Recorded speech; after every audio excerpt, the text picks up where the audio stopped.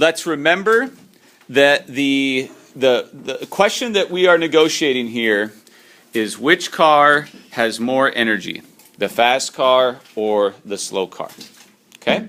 Would anybody like to raise a thinking stick and tell us your point you would like to make? Can we get our things? Yes, you were supposed to bring them over. Go ahead, Jewel. Show me which stick you're holding up first, please. Okay, go ahead. Experts say that the slower the thing is that you're trying to use makes it have less momentum. Okay, so she said that a slow-moving car is going to have less momentum. Okay, so that's the point we're going to be negotiating right now about momentum. Does anybody have something? And please raise a stick when you are, and think about which stick you're talking about. Yes? And it takes more energy for something to go faster. It takes more energy to make something go faster. Where did you get that information from? Because I noticed you have your in your head stick. Well, like it takes more energy for running than walking. Takes more. Okay, so when you run, it takes more energy than when you walk. Okay, good example. Thank you.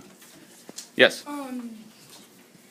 Last year in 3rd grade, we read this book about, I think it was about energy, and that it's like a race against a big brother and a little brother. Okay. And the big brother has to use less leg power because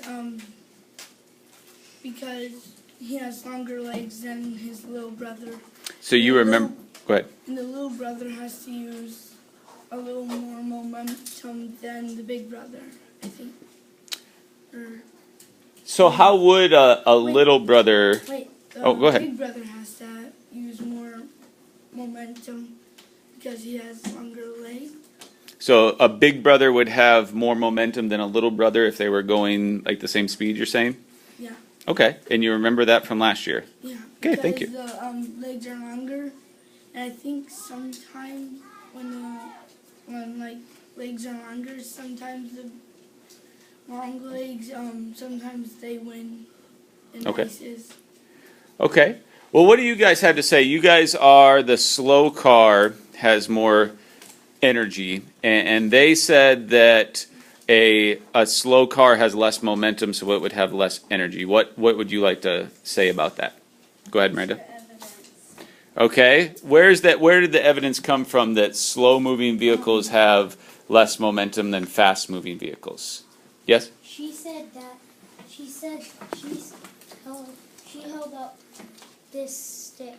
Okay. She said she found it in this book that we read. Can you show us exactly where? It's right here. Momentums, it's in momentums. Momentums measure how hard it will be to stop an object. An object has more momentum if it's bigger or fast, or it is going faster. If a car or something with a lot of mass is rolling down the street towards you, it's hard to stop, even if it's going pretty slow. Or sometimes if a baseball hits you, it's hard to stop it even though it is pretty small, or because it is going so fast. But a car going fast will be harder to stop than the car will have both a big mass and a fast speed. Okay, so they took it from that sheet that we read about energy earlier, and we all kind of agreed that was a pretty good sheet that had some good evidence or some good data in it. So, do you guys have any other thing you want to argue, or does anybody have any ideas that have changed about momentum? Magdalene?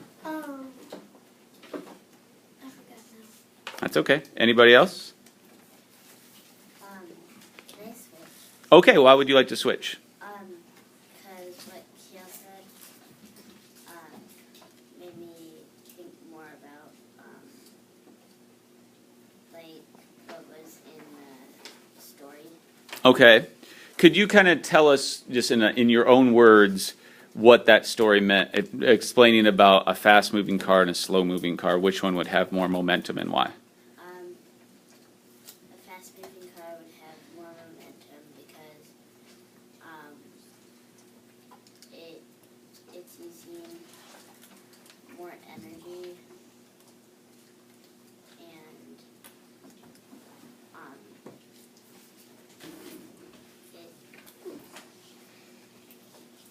it would go faster than the slow-moving car.